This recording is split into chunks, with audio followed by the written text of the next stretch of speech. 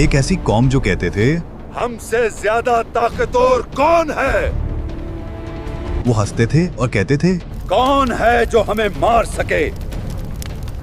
कौन है जो हमारी दीवारें गिरा सके? वो पहाड़ों की तरफ इशारा करके कहते थे, हमने इन्हें काट कर महल बनाए हैं। वो आसमान की तरफ देखकर कहते थे, ये जमीन हमारी है,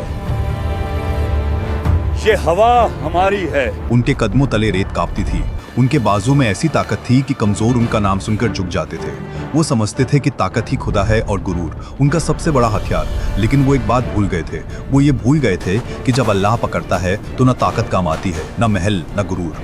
ये कहानी है उन लोगों की जो कहते थे, हमें कोई हरा नहीं सकता। वह रेत जो आज बेजान और खामोश पड़ी है, कभी इंसानों के गुरूर की गवाह थी। वह हवा जो आज सिर्फ गर्द उड़ाती है, कभी इंसानों की चीखें अपने अंदर समेटे फिर रही थी। यह उस कौम की कहानी है जिसने अपनी ताकत को खुदा समझ लिया था, जिसने अपने बाजुओं पर भरोसा किया, जिसने आसमान की तरफ देखकर कहा था,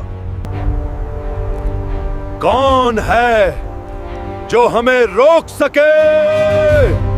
ये वो लोग थे जो पहाड़ों को काटकर महल बनाते थे, लेकिन अपने दिलों से अल्लाह का खौफ काटकर निकाल चुके थे। ये कहानी है कौम आद की, और ये कहानी सिर्फ अतीत की नहीं, ये हर उस इंसान के लिए है जो गुरूर में मुब्तला हो जाए। कौम आद अरब के करीम खित्ते एकाफ में आबाद थी। ये इलाका वसीय सहारा, बुलंद रेतीले टीले और खुले मैदानों पर मुश्तमिल था।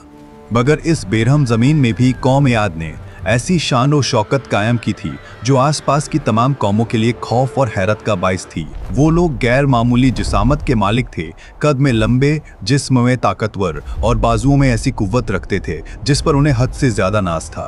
उन्होंने पत्थरों को तराश कर बुलंद उबाला सुतून खड़े किए, पहाड़ों के सीने चीर कर महल बनाए और ऐसी इमारतें तामीर की जिन्हें देखकर यूं महसूस होता था जैसे वो आसमान से बातें कर रही हों। वो कहा करते थे कि ये सब हमारी अकल, हमारी मेहनत और हमारी ताकत का नतीजा है। उनके नजदीक ताकत ही हक थी और जो ताकतवर था वही बरतर था। लेकिन ताकत के साथ एक बीमारी भी उनके दिलों में दाखिल हो चुकी थी, गुरूर। उन्होंने अल्लाह को बुला दिया था। वो इस हकीकत को मानने से इनकारी हो चुके थे कि कोई उनसे बड़ा भी हो सकता है। उन्होंने बुत तराशे, उन्हें सजा कर माबूद बना लिया और उन्हीं बेजान पत्थरों के सामने झुकने लगे। उनका अकीदा था कि ये बुत उन्हें रिज्क देते हैं, बारिश बरसाते हैं और दुश्मनों से बचाते हैं। हक उनके सामने था मगर वो देखना नहीं चाहते थे। इसी कौम में अल्लाह ताला ने हजरत हूद अलैहिस्सलाम को नबी बनाकर भेजा।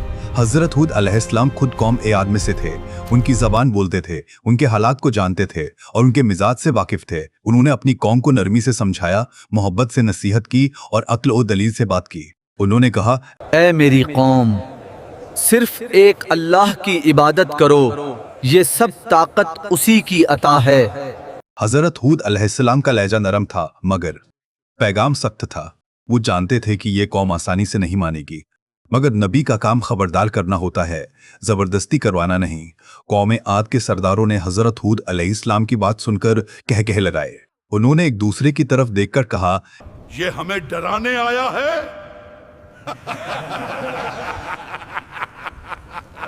कुछ ने कहा, ये हमारे माबूदों की तौहीन करता है। उन्होंने हजरत हूद अलैहिस्सलाम पर इल्जाम लगाया कि वो पागल है, कम अकल हैं और कौम को गुमराह कर रहे हैं। उन्होंने कहा, अगर तुम सच्चे हो तो वो अजाब ले आओ जिसकी धमकी देते हो। ये वो लम्हा था जब उनके अल्फाज आसमान में महफूज हो गए। हजरत हूद अलैहिस्सलाम ने आखिरी बार अपनी कौम को समझाने की कोशिश की। उन्होंने कहा, मैं तुम्हारा खैर ख्वाह हूं। मैं तुम्हें उस अंजाम से बचाना चाहता हूं जो तुम्हारी सरकशी तुम्हारे लिए तैयार कर रही है। अल्लाह की तरफ लौट आओ, वो बड़ा बख्शने वाला है। मगर गुरूर इंसान को बैरा कर देता है। कौम आद ने हजरत हूद अलैहिस्सलाम की बातों को नजरअंदाज कर दिया। वो अपनी रोजमर्रा जिंदगी में मशगूल रहे, जश्न मनाते रहे, ताकत का मुजाहिरा करते रहे और कमजोरों पर जुल्म करते रहे। फिर आहिस्ता हालात बदलने लगे। आसमान से बारिश रुक गई, जमीन सूखने लगी, कुएं सूखने लगे, फसलें जलने लगी और लोग हैरान थे कि ये सब क्यों हो रहा है। उन्होंने अपने बुतों के सामने कुर्बानियां दी, मन्नतें मांगी, मगर आसमान खामोश रहा। साल गुजरते गए, कहत शदीद होता गया, मगर कौम आद ने फिर भी तौबा न की। वो कहते थे कि ये महज एक आजमाइश है या कुदरती मसला है, जल्द सब ठीक हो जाएगा। फिर एक दिन उफुक पर सियाह बादल नमूदार हुए। कौम आद खुशी से झूम उठी। बच्चे नाचे, बुजुर्ग मुस्कुराए और सरदारों ने कहा, ये बादल हमारी प्यास बुझाने आया है। मगर वो नहीं जानते थे कि ये बादल रहमत नहीं था। अचानक हवा चलनी शुरू हुई, पहले हल्की, फिर तेज और फिर ऐसी कि गोया आसमान फट गया हो। ये आम हवा नहीं थी, ये अल्लाह का अजाब था। वो हवा चीखती थी, गरजती थी, रेत को तलवार की तरह उछालती थी और हर चीज को उखाड़ कर फेंक देती थी। 7 रातें और 8 दिन वो हवा लगातार चलती रही। महल जो सदियों से खड़े थे जमीन बोस हो गए। ताकतवर मर्द हवा में उछाले गए जैसे सूखे पत्ते। उनके जिस्म जमीन पर इस तरह गिरे जैसे खजूर के खोखले तने। लोग भागे, छिपने की कोशिश की, मगर हवा हर जगह पहुंच गई। कोई गार, कोई दीवार, कोई किला अल्लाह के अजाब से न बचा सका। हजरत हूद अलैहिस्सलाम और वो चंद लोग जो ईमान ले आए थे अल्लाह की हिफाजत में महफूज रहे। वो दूर से देख रहे थे कि कैसे एक अजीम कौम अपने अंजाम को पहुंच रही है। जब 8वें दिन हवा रुकी तो अहकाफ की जमीन सुनसान थी। न वो महल बाकी थे, न वो ताकत, न वो गुरूर, सिर्फ खाली रेत और खामोशी। कौम आद तारीख बन चुकी थी।